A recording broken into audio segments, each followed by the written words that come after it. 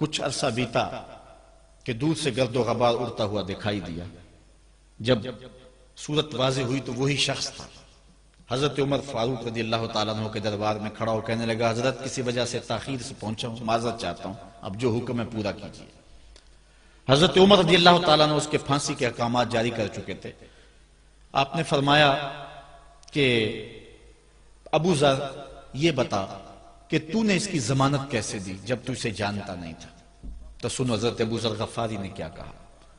کہا ایک اجنبی میرے محمد کے مدینے میں پناہ مانگ رہا تھا اور اس نے چاروں سمت دیکھا اور کوئی شخص نہیں تھا جو اس کو امان دیتا اور اس کی ضمانت دیتا، تو میں نے اس لیے ضمانت دے دی کہ نہ بھی آیا تو اپنی جان چلی جائے گی.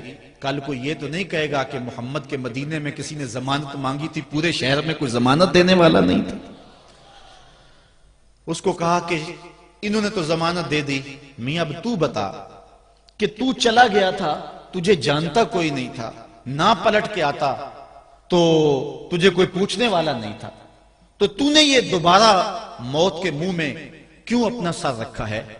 تو اس نے کہا کہ میں نے کہا کہ ایک اجنبی کی ضمانت ایسے شخص نے دی ہے جو مجھے جانتا بھی نہیں ہے، اور اگر میں نہ گیا تو لوگ قیامت تک اجنبیوں پر بھروسہ نہیں کریں گے کہ اجنبی یوں سلوک کیا کرتے ہیں.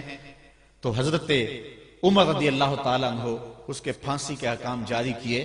تو جن کے باپ کو قتل کیا تھا وہ بیٹے کھڑے ہو گئے، کہنے لگے تاریخ کی کالک ہم اپنے منہ پہ ملیں گے، ہم بھی اپنے باپ کے قاتل کو معاف کر دیتے ہیں.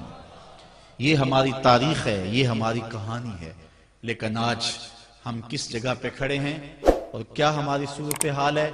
نہ ہمارا کردار رہا اور نہ ہمارا کوئی تشخص رہا. آج ہم نے اپنا تشخص بھی مٹا کے رکھ دیا، اپنے طرز زندگی بھی بدل دی.